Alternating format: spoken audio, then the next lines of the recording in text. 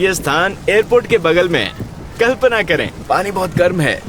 ये दुनिया का एकमात्र ऐसा देश है जहाँ मच्छर नहीं है। उनके पास न तो मैकडॉनल्ड्स है और न ही कोई सेना। आज हम ये जानने की कोशिश करेंगे कि क्या आइसलैंड वाकई इतना प्रशंसनीय है। एयरपोर्ट से शहर तक टैक्सी महंगी है। इसके लिए हमें $130 चुकाने पड़े। हम इसके बड़े हिस्से का पता लगाने के लिए यहाँ 7 दिन रुकेंगे। हम सबसे पहले इस झरने से शुरुआत करेंगे। वाह, झरना। ठीक है, हम पहली साइट पर पहुंच गए हैं। अभी और भी झरने हैं, बस आगे देखें। ये ताइवान से आई हैं।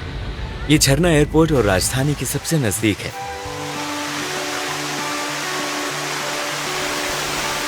आपको इसके चारों ओर छोटे छोटे झरने दिखाई देंगे। ये पहला झरना है और अब हम दूसरे लोकेशन पर जाएंगे। आप दूर से ही दूसरा झरना देख सकते हैं। ये हमारा दूसरा लोकेशन है। ये सड़क झरनों से भरी है। दूसरा लोकेशन दोस्तों, ये उस समय की बात है जब आसमान में बादल छाए हुए थे। तभी अचानक सूरज निकल आया और रंग बदल गए तथा इंद्रधनुष दिखाई देने लगा। आप इस झरने के बगल से ऊपर चढ़कर इसे नजदीक से देख सकते हैं।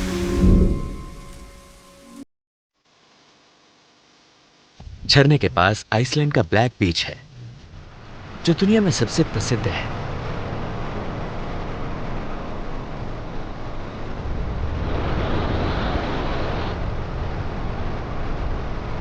झरनों को देखने के बाद आप चट्टानों के बीच चलते हैं और इस अद्भुत ज्वालामुखी द्वीप पर अद्भुत व्यूज और सीनरी देखते हैं।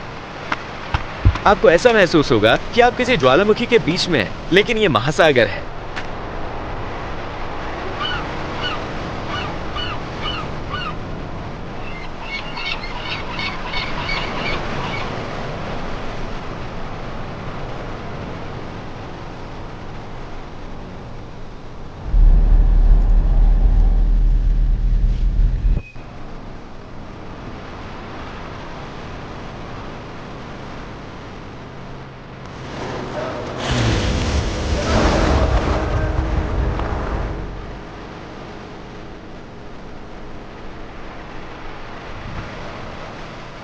फिर हम अगले दिन अपनी यात्रा जारी रखने के लिए इस गांव में सड़क किनारे स्थित एक होटल में रुके।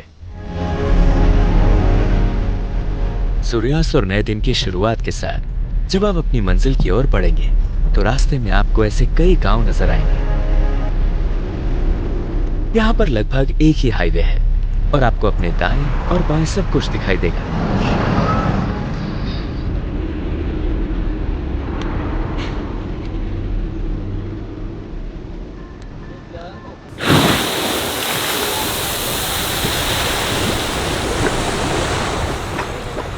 हमारे रास्ते पर हमने आइसलैंड में गर्म झरने देखे।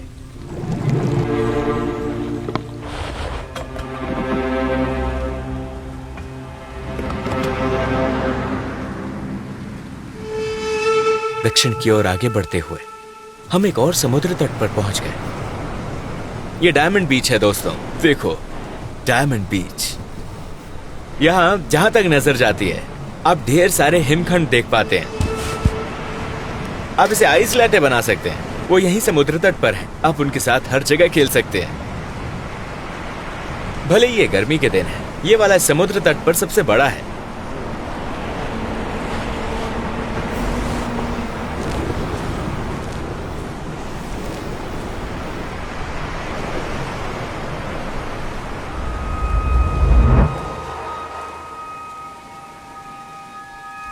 हम आगे दक्षिण की ओर बढ़े।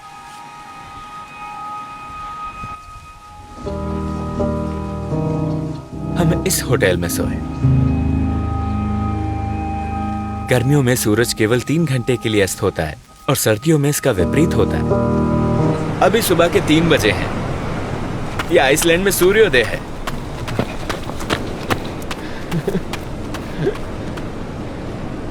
सूरज अभी उग रहा है।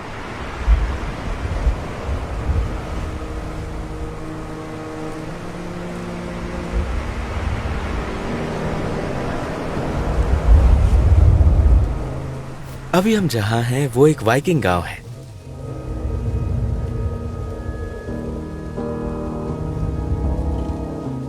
ये देश पर्यटन के लिए बहुत अच्छी तरह से संगठित है। यहाँ रास्ते में हर जगह रेस्टोरेंट, होटल और कैफे हैं। वापस आते समय हम इस कैफे में रुके। हम रास्ते में एक कैफे में रुके जो एक स्कूल बस है। हमने पूरे आइसलैंड का टूर नहीं किया, हम केवल दक्षिण और उत्तर के कुछ भाग तक ही गए। देखा जाए तो यह द्वीप काफी बड़ा है। उत्तर में किसी विशेष स्थान पर जाने के लिए आपको 4 से 5 घंटे गाड़ी चलानी पड़ेगी। तो अगर आप इसके चारों ओर घूमना चाहें तो यह आसान नहीं होगा। यहाँ की हवा दुनिया में सबसे स्वच्छ है, इतनी स्वच्छ कि इसे इस तरह से डब्बे में पैक किया जाता है।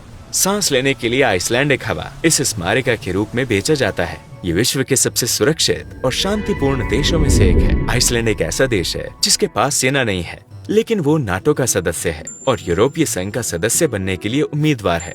इसका क्षेत्रफल लगभग 1 लाख वर्ग किलोमीटर है तथा इसकी जनसंख्या 3,70,000 से अधिक नहीं है, जिनमें से अधिकांश राजधानी में केंद्रित हैं। इसका अधिकांश क्षेत्र साल भर बर्फ से ढका रहता है। यहाँ अनेक नदियाँ, नहरें और झरने हैं, मानो ये कोई काल्पनिक दुनिया हो। हालांकि ये देश दुनिया के सबसे महंगे देशों में से एक है, जो स्विट्जरलैंड के बाद दूसरे स्थान पर आता है। यहाँ आप अपने 2 साल के बच्चे को सड़क पर छोड़कर खरीदारी करने के लिए किसी दुकान में जा सकते हैं। आप अंदर गए और इसे छोड़ दिया? हाँ, ये ठीक है, ये आइसलैंड है। वहां से हम राजधानी की ओर चल पड़े। रास्ते में आप इस द्वीप पर रुक सकते हैं और वहां एक रात बिता सकते हैं। यहाँ दुनिया के सबसे एकाकी घर हैं। इनके बारे में कई वीडियो बनाए गए हैं और इन्हें दुनिया के सबसे एकाकी घर का खिताब भी दिया गया है। इससे पहले कि हम एयरपोर्ट पर वापस जाएं, हमारा सामना हुआ। देखो दोस्तों, ये सड़क बंद है। क्यों?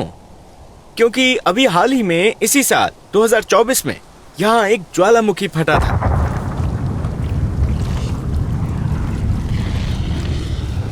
आप यहाँ उठता हुआ धुआं देख सकते हैं, क्योंकि ये किसी भी क्षण फट सकता है।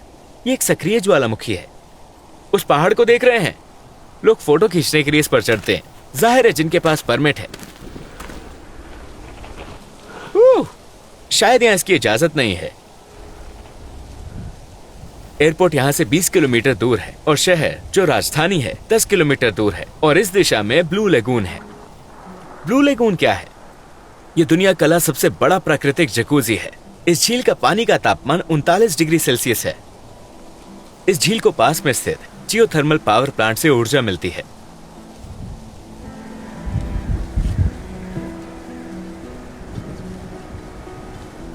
Blue lagoon.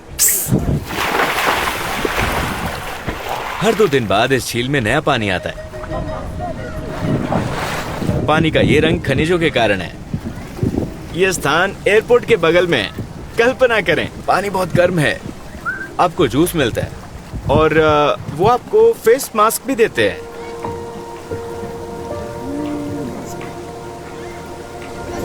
ठीक है, हर कोई ऐसा कर रहा है।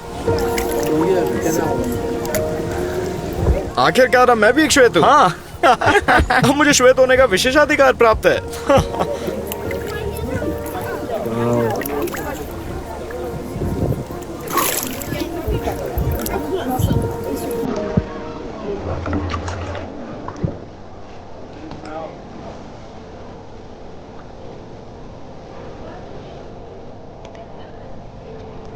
वो पाकिस्तान से है और उसने यहाँ हमारी बहुत मदद की।